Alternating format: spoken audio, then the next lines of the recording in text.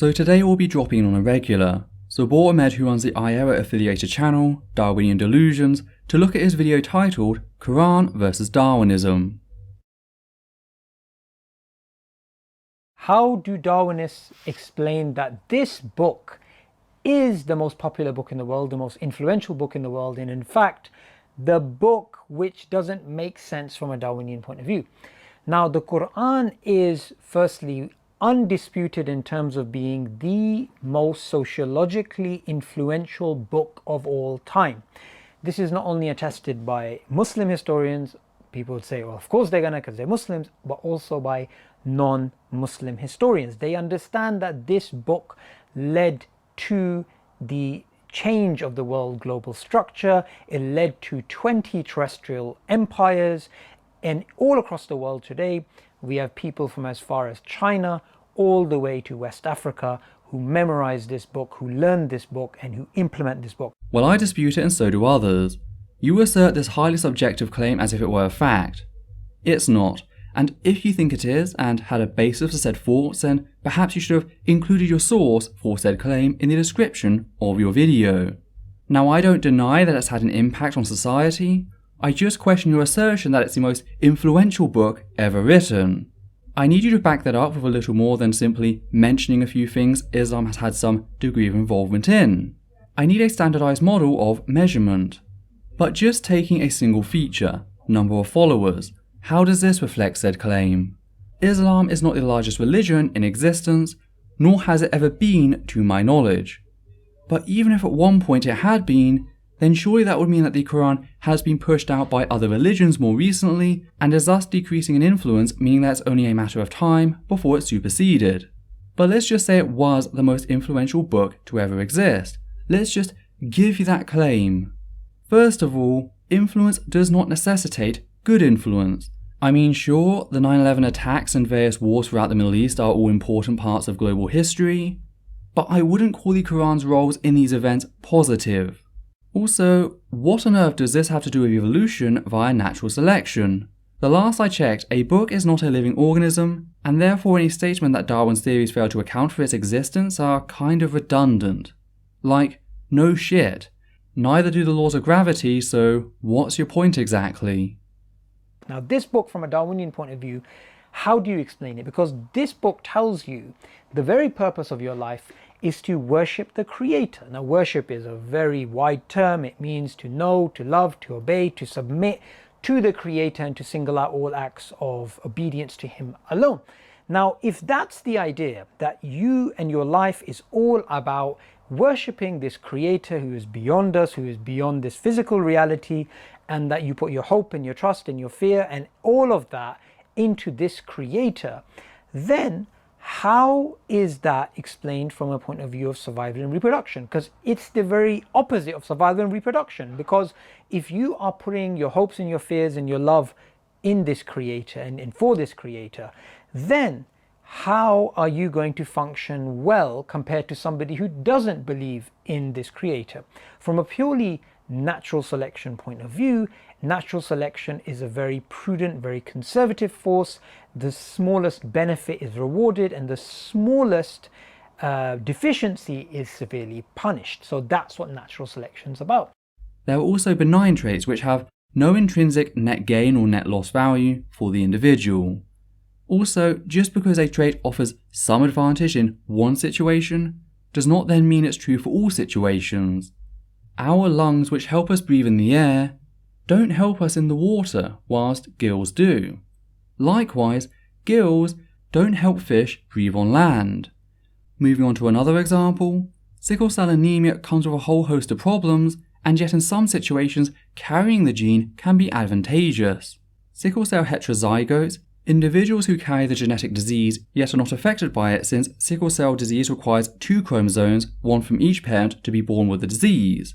Yet for the carriers it drastically reduces their chances of contracting malaria. As a result, the genetic disorder is prevalent in areas in which malaria is a present threat. Sometimes as much as 20% of the population carry the gene.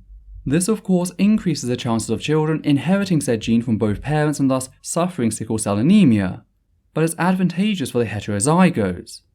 Now remove that pressure of malaria and suddenly said advantage disappears altogether. Also, you're thinking too small when it comes to survival. As a social species, we're complicated and therefore the traits that best give themselves to survival are also complicated. But I will give religion this.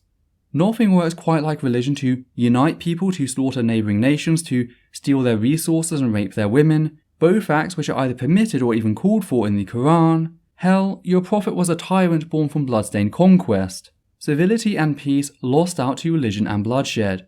Thankfully, times are changing and society is becoming less violent as religious fervour decreases. Education and secular ethics have set standards that religion just can't live up to and is thus showing signs of being in trouble. Islam especially with the advent of the internet. Now if that's the case, then why is it in the world today we have almost a quarter of the world believing in this book, following this book, and yet we have a very small minority of people actually believing that there is no God? And that's also been true throughout history, but from a natural selection point of view, this shouldn't be the case. Why?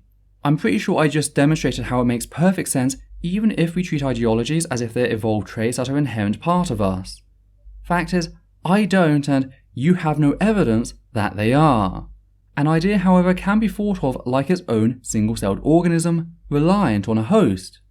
Some ideas live in a mutually beneficial symbiosis with an organism, much like the bacteria in your gut.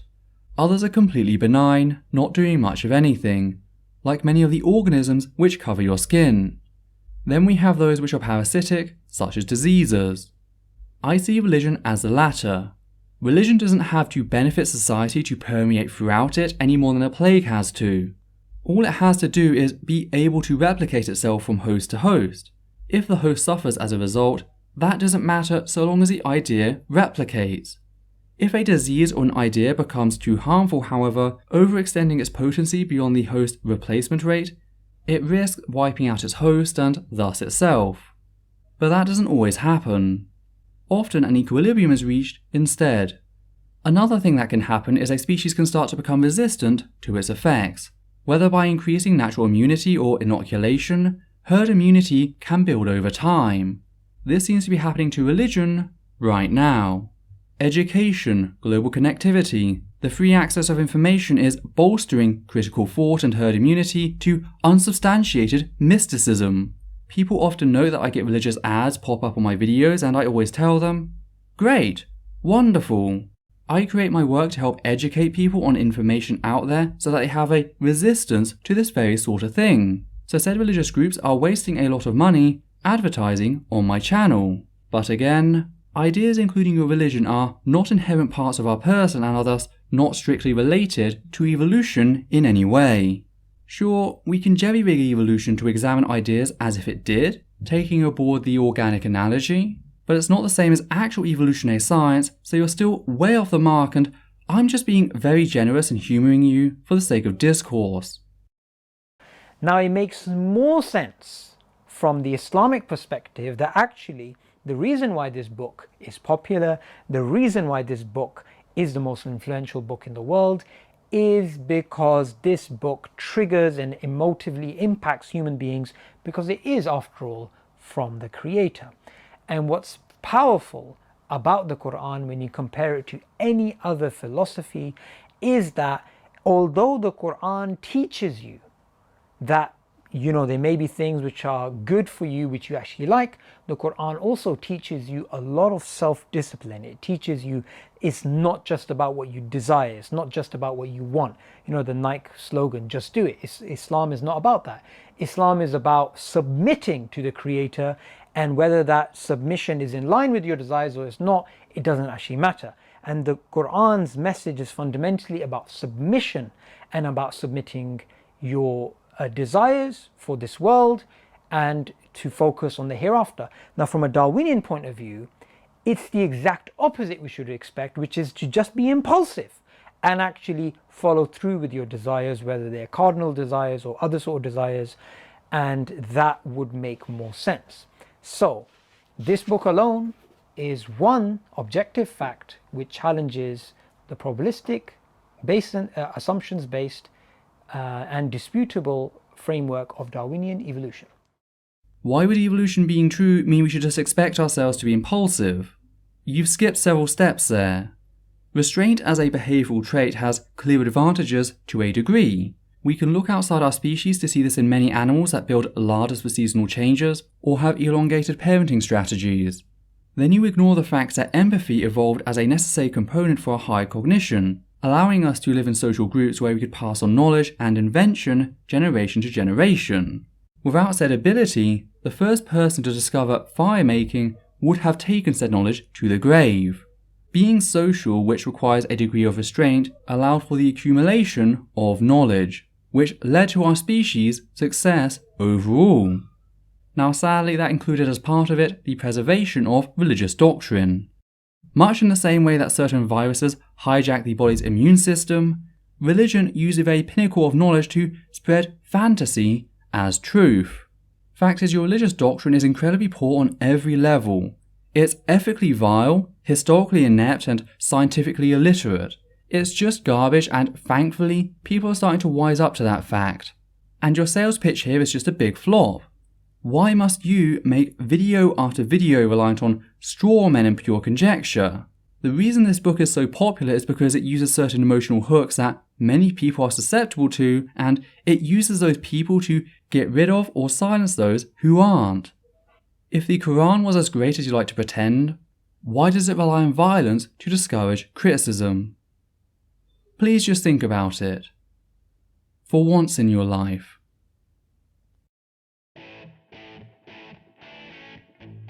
Hi there. I'd just like to say a few things here at the end of the video before you go. First of all, I'd like to thank everyone who's ever donated to the channel via Patreon, giving a special thanks to the following people: Hannah Banghart, Matthew Kovac, John Schoenrock, Daniel Martinez, and Alexander Williams. Your support has ensured this channel's ability to grow over the years. I'd also like to ask that you comment down below and like this video, as well as subscribe, hit the bell icon, and follow Essence of Thought on Facebook, Twitter, and Instagram. Please also consider following Atheist Alliance International on Facebook, a humanist organisation dedicated to helping atheists around the globe. Lastly, I'd like to request that you treat the people responded to in this video with a reasonable degree of respect.